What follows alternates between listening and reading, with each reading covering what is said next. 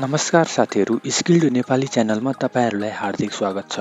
आजको यस भिडियोमा मैले एनआईसी एसिया बैंकको फन्डामेन्टल एनालाइसिसको डिटेल्ड भिडियो ल्याएर आएको छु। यसमा मैले कुन कुन डेटाहरुलाई प्रयोग गरिरहेको छु भनेर तपाईहरुलाई सरसर्ती बताउन गइरहेको छु। त्यसमा तीनटा फाइनान्शियल इयरको क्वार्टरली रिपोर्टहरु छ, जसमा फाइनान्शियल इयर 2079-80 जुन कम्प्लिट चारवटाकै रिपोर्ट आइसकेको छ। फाइनान्शियल इयर 2078-79 को पनि चारवटै छ र 2077-78 को चाहिँ मैले एउटा मात्र क्वार्टरली रिपोर्ट लगेको छु, जसमा उक्त रिपोर्टको दुईटा इन्डिकेटरहरुलाई मैले स्ट्रङली फोकस गरेको छु। एउटा ईपीएस अर्निङ पर शेयर र अर्को पीई रेशियो। तपाईले सबै पढ्न सक्नुहुनेछ। र लास्टमा मैले के गरेको छु भन्दाखेरि 2078-79 को एभरेज पीई रेशियो कति छ, यहाँ 40.53 छ र उक्त पिरियडमा एभरेज जुन पीई रेशियो छ, मतलब मान्छेले कुन पीई रेशियो दिएका थिए जब 2078-79 यानी कि बिजनेस नर्मल हुँदाखेरि कुन पीई रेशियोमा त्यो शेयरलाई भ्यालुएसन दिएका थिए मासले भन्दाखेरि 19.67, यानी कि त्यो चाहिँ नर्मल बिजनेस अपरेटिङ भइरहेको बेलामा। तर अहिले के छ, अहिले बैंकको ईपीएस बढे तापनि मार्केटमा एकदम लो रिसेसनको कारणले, मार्केटमा एकदम क्राइसिसको कारणले पीई चाहिँ घटेको छ। यसलाई एक्चुअल पीई मान्न सकिदैन। जुन बिजनेस नर्मल अवस्थामा छ त्यतिखेर पब्लिकले दिएको पीई लाई नै हामीले एक्चुअल पीई मान्न सकिन्छ। यतिखेर चाहिँ यस्तो गाह्रो अवस्थामा पनि बैंकले सिग्निफिकेन्टली आफ्नो पीई ईपीएस मेन्टेन गरिराख्नु चाहिँ एकदम राम्रो पक्ष हो। र रिसेन्टली हालसालै चाहिँ यो बैंकले चाहिँ 29% को बोनस दिइसकेको छ। सकभर बोनस खातामा आइसकेको होला या आएको छैन भने लगभग आइसक्छ। अब यो वर्षको 2079-80 को जुन प्रफिटहरुबाट दिएको बोनस थियो त्यो चाहिँ अब हामीले लिन सक्दैनौं। अब चाहिँ हामीले 80-81 को चाहिँ प्रफिटको बोनसहरु लिन चाहिँ सक्छौं।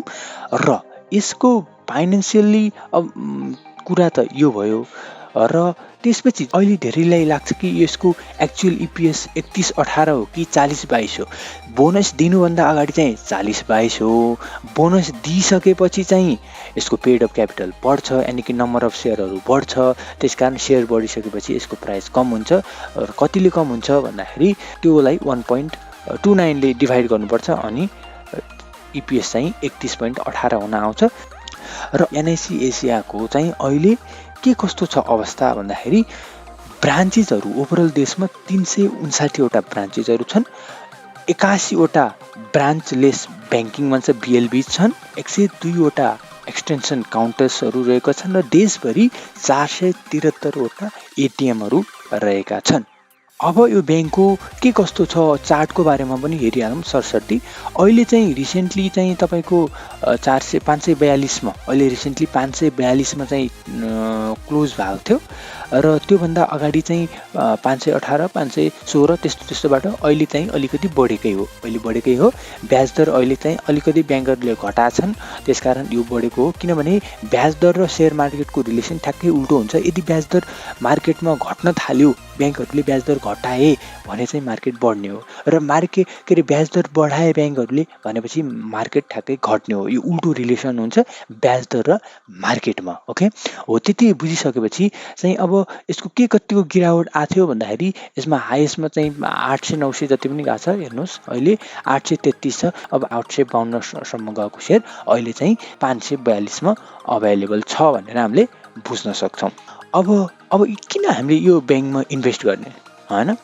पहिलो कुरा, यसको डिभिडेन्ड हिस्ट्री हेर्ने हो भने पनि त्यति राम्रो छैन। जस्तै हेर्न सक्छौं बोनस चाहिँ लगभग 2076-77 मा दिएको सिधै अहिले दियो, जुन 29% मात्र दिएको छ। त्यति हाई पनि हो, मतलब नर्मलै हो, त्यति धेरै पनि हैन। सिधै 76-77 बाट 75-76 बाट सिधै 79-80 मा दियो। र त्यो बीचमा कहिले दिएकै थिएन। किन हामीले यस्तोमा लगानी गर्ने जसले बोनस पनि राम्रोसँग दिइरहेको छैन? जुन सबै लगानीकर्ताले खोज्ने भनेको बोनस नै हो, बोनस र क्याश डिभिडेन्ड हैन। तर त्यस्तो नदिएको कम्पनी, लगातार नभएको कम्पनीलाई किन इन्भेस्ट गर्ने भन्दाखेरि यसको मेन रिजन हो यसको बिजनेस एकदमै फन्डामेन्टली भेरी स्ट्रङ छ। यसले कसरी थाहा हुन्छ भन्दाखेरि यस्तो गाह्रो टाइममा तपाईले धेरै ब्याङ्कहरूको एनालाइसिस गर्नुहोला। एनपिएल भनेको नन पर्फर्मिङ लोन हो, जसलाई खराब कर्जा भन्छौँ, फसेको कर्जा हो। त्यसमा चाहिँ यसको एकदमै न्यून छ, भनेको मार्केटमा यसको पैसा धेरै कम फसेको छ, यानि कि बिजनेस एकदम राम्रोसँग यसले बिजनेसलाई कन्ट्रोल गरेको छ, पैसा फस्नबाट बचाएको छ, एउटा कुरा। र प्रफिटलाई के अरे इपिएसलाई पनि यसले राम्रैसँग मेन्टेन गरेकै छ। अहिले चाहिँ मार्केटमा डाउन भए तापनि मेन्टेन गरेको छ, 40 भन्दा अरू कसैले दिन सकिरहेको छैनन्। र प्लस यसमा के छ भन्दाखेरि कहिले पनि लसमा गएको छैन, त्यति धेरै लसमा गएकै छैन यस्तो गाह्रो टाइममा पनि। अर्को यसको पेड अप क्यापिटल, जुन पेड अप क्यापिटल छ यो 11 अर्ब मात्र छ। अन्य ब्याङ्क मानम नबिलको हेऱ्यौँ भने नबिलको पेड अप क्यापिटल 27 अर्ब पुगिसकेको छ। यो कसरी पुग्यो भन्दाखेरि नेपाल बङ्गलादेश ब्याङ्कलाई मर्जर गरिसकेको थियो। मर्जरमा जाँदाखेरि दुईटा ब्याङ्कको पेड अप क्यापिटल मिलाएर एडजस्ट भएर चाहिँ 27 अरब पुगिसक्यो। तर एनआइसी एसियाको 11 अरब छ। अब के फाइदा, यसबाट के फाइदा भन्दाखेरि कम पेड अप क्यापिटल भएको कुनै पनि ब्याङ्क तथा फाइनेन्सियल इन्स्टिट्युसनले चाहिँ बोनस दिने सम्भावना धेरै हुन्छ। त्यसकारण नबिल भन्दा अब एनआइसी एसियाले अब के दिन्छ त बोनस दिन्छ भनेर हामीले अन्दाजी लगाउन सक्छौँ। हो, यसरी बिजनेस राम्रो भइरहेछ, बोनस दिने क्यापेसिटी बढिरहेछ, चान्सेसहरू पनि हाई नै छ। त्यसकारण सबैको नजर, सबैको भरोसा चाहिँ यो ब्याङ्कमा गएको हो। हामीले के बुझ्न सक्छौँ भन्दाखेरि यो ब्याङ्क एकदमै मजबुत छ।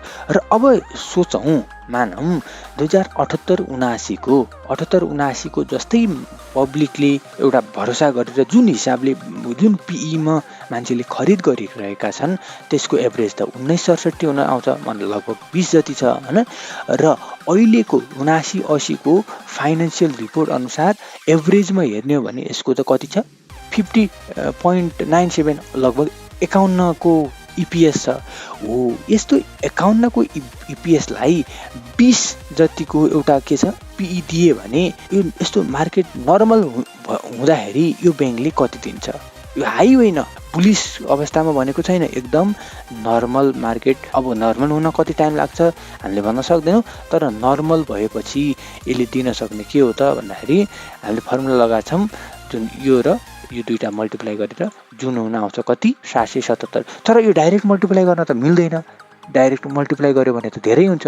तर किन भन्दाखेरि यसले बोनस 29% दिइसकेको छ, त्यसकारण त्योलाई पनि एडजस्टेड गरेर पी निकाल्नुपर्छ। हो, त्यो फर्मुलामा मैले सिधै हालिदिएछु। त्यसरी गर्यो भने 777 सम्म यसको प्राइस जान सक्छ नर्मल मार्केट भएको बेला।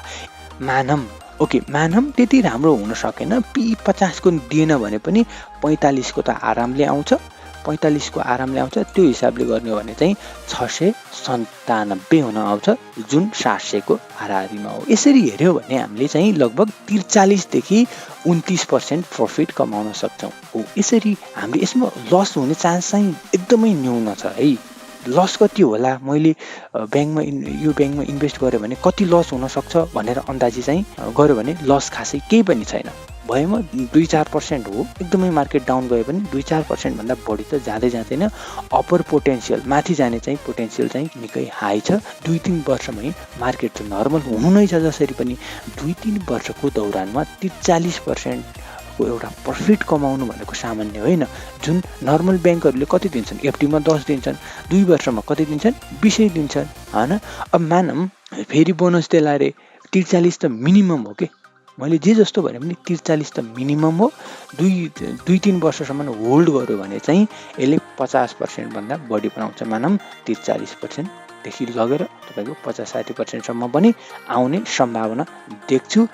यति भन्दै आजको यस भिडियोलाई अन्त्य गर्न चाहन्छु। भिडियो कस्तो लाग्यो, यदि राम्रो लाग्यो भने लाइक गरेर च्यानललाई सब्स्क्राइब गरेर सपोर्ट गर्न सक्नुहुनेछ। यति भन्दै आजको भिडियोबाट बिदा हुन चाहन्छु। हवस् त, नमस्ते, शुभ दिन।